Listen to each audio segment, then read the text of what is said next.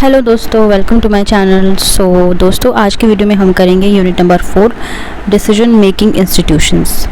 देखिए इसमें क्या क्या इंपॉर्टेंट है। Foreign policy making and MEA यानी कि ministry of external affairs, NSC यानी कि national security council, prime minister's office, parliament. ये बहुत इंपॉर्टेंट यूनिट है, ये आपको अच्छे से करनी है।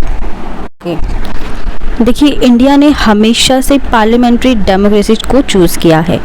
इंडिया हमेशा फॉलो करता आया है पार्लियामेंट्री डेमोक्रेटिक सिस्टम को।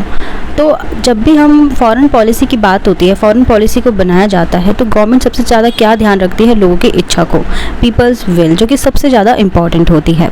अगर मैं मोटो की बात करूं कि क्या मोटो है इंडिया की फॉरेन पॉलिसी बनाने में, फॉरेन पॉलिसी मेकिंग में, ये है सेक्रेसी। नाउ फॉरेन पॉलिसी जो है वो किसके थ्रू फाइनलाइज की जाती है? By the council of ministers headed by the prime minister.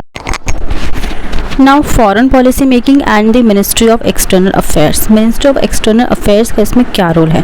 देखिए जब फॉरेन पॉलिसी मेकिंग की बात यहाँ पे होती है तो ये एक बहुत ही कॉम्प्लेक्स प्रोसेस है, बहुत ही ज़्यादा कॉम्प्लिकेटेड भी है। क्योंकि फॉरेन पॉलिसी में क्या ज़रूरत होती है? एक्सपर्ट नॉलेज की। इसमें बहुत ही ज़्यादा एक अच्छी खासी नॉलेज ज़रूरी होती है। ये देखना होता है कि इंडिया के रिलेशन बाकी स्टेट के साथ कैसे हैं, या बाकी स्टेट इंडिया के साथ किस तरीके से बर्ताव करते हैं, किस तरीके से रिलेशंस वो रखना चाहते हैं। इसी के अकॉर्डिंग जो है फॉरेन पॉलिसी बनाई जाती है।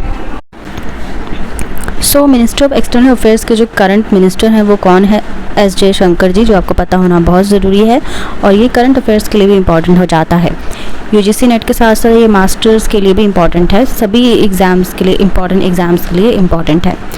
तो ये एक बहुत ही इम्पॉर्टेंट डिपार्टमेंट कहलाया जाता है। जब भी किसी भी तरीके के मुद्दे होते हैं, एक्सटर्नल अफेयर्स के मुद्दे होते हैं, चाहे वो भारत पाकिस्तान का मुद्दा हो, चाहे वो भारत चाइना का मुद्दा हो, या किसी भी कंट्री के साथ कोई भी मुद्दा हो, रशिया हो गया, या अच्छे रिलेशंस हो या बुरे हो, तो यहीं से सारे डिसीजंस जो है लिए जाते हैं। फॉर एग्जांपल अगर कोई बाहर गया और वहाँ पे कोई फंस गया, तो ये डिपार्टमेंट जो होता है, ये सारी जिम्मेदारी इन्हीं की होती है कि एक्सटर्नल अफेयर्स के जो मुद्दे हैं यही डिपार्टमेंट जो है देखते हैं। ठीक है, ओके। इसके बाद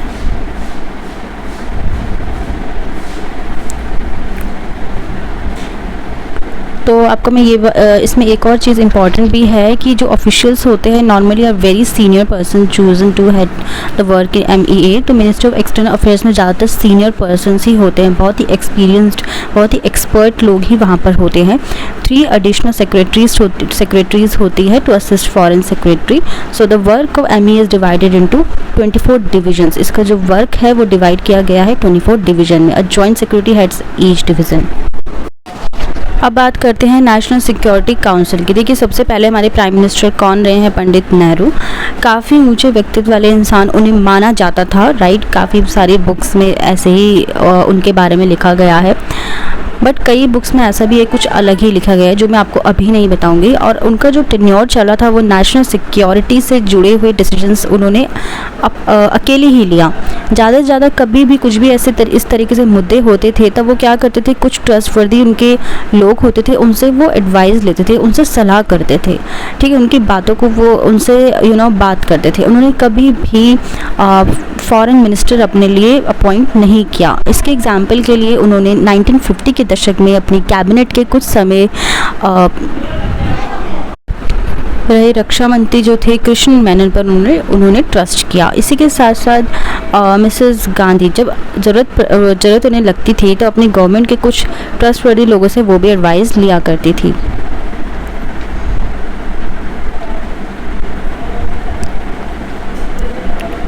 तो धीरे धीरे इस पर जो है अब विचार होने लगा, धीरे धीरे अब सोचा जाने लगा कि किस तरीके से नेशनल सिक्योरिटी के लिए भी सोचा जाए। ना धीरे धीरे कुछ पॉलिटिकल पार्टीज़ ऐसी थी कि जो नेशनल सिक्योरिटी पर ज़्यादा जोर देने लगी कि होनी चाहिए। वाजपेयी की जो गवर्नमेंट थी 1998 में राष्ट्रीय सुरक्षा परिषद की उन्होंने स्थापना की, नेशनल सिक्योरिटी काउंसिल की। ठीक है, किसने करी थी ये आपको ध्यान रखना है, वाजपेयी गवर्नमेंट ने 1998 में। प्रधानमंत्री इस परिषद इस काउंसिल के मेन हेड हुआ करते थे, मेन अध्यक्ष थे, राइट। और जितने भी मिनिस्टर्स थे, फिर चाहे होम मिनिस्टर हो गए या डिफेंस मिनिस्टर हो गए, ठीक है, उन्होंने ये सभी इस परिषद के, इस काउंसिल के मेंबर हैं।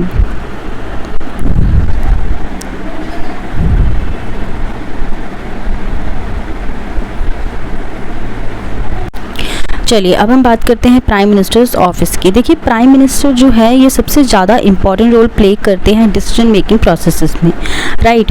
प्राइम मिनिस्टर का जो ऑफिस है ये एक बहुत ही ज़्यादा मेजर रोल प्ले करता है पॉलिसी फॉर्मुलेशन में, इंक्लूडिंग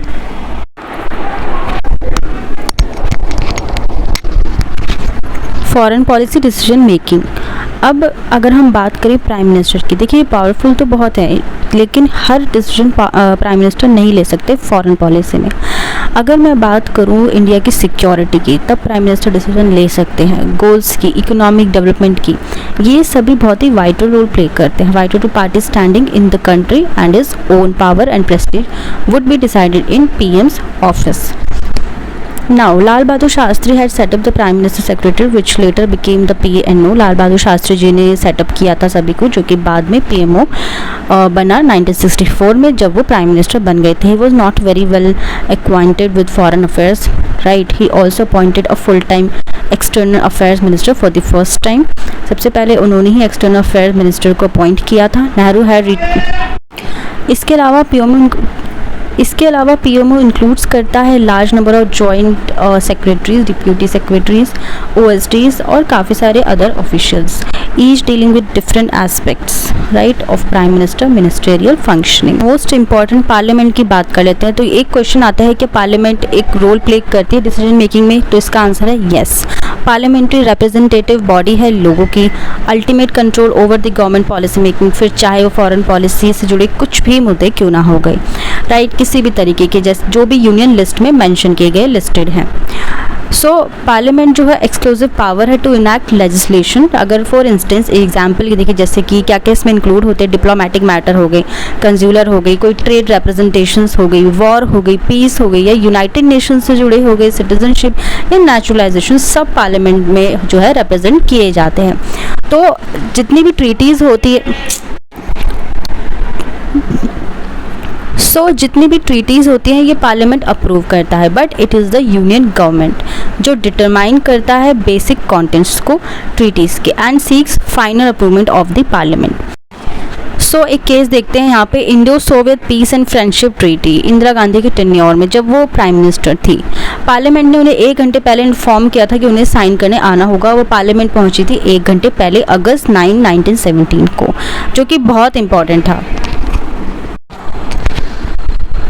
नाउ पार्लियामेंट्री कमिटीज़ को देख लेते हैं। देखिए पार्लियामेंट में कुछ ऐसी कमिटीज़ भी होती है, कंसल्टेटिव कमिटीज़ होती हैं जो मिनिस्टर्स को असिस्ट करती है।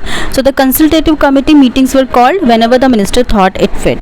Now there have been standing committees of parliament with statutory powers like estimates committee, public accounts committee, PAC, public assurances committee। Objective type अगर क्वेश्चंस आते हैं ना तो इनमें कमिटीज़ के बारे में पूछा जाता है अक्सर, तो इन्हें ज़रूर आपको याद करने, कुछ चीज़ें सिर्फ याद ही करनी होती है। These committees can do examine the issues relating to the working of foreign policy and defence. Now the role of parliament in the making of foreign policy is changing somewhat gradually ever since the establishment parliamentary committees। किस किस areas में, foreign affairs में, defence में 1992। तो ये क्या है, select committees. Okay so दोस्तों ये थी हमारी आज की यूनिट जो कि इम्पॉर्टेंट है, बहुत ज़्यादा इम्पॉर्टेंट है। इसमें जो भी क्वेश्चन है ये सब आपको कर लेने हैं अच्छे से। पीएमओ के बारे में हो गया या मिनिस्ट्री ऑफ एक्सटर्नल अफेयर्स के बारे में हो गया, ये 3-4 चीज़ें अगर आप कर लेंगे अच्छे से तो इनफ है इस यूनिट में, लेकिन ये इम्पॉर्टेंट है। तो आज के लिए बस इतना ही, हम मिलते हैं अपनी यूनिट नंबर 5 में। Till then bye bye, take care.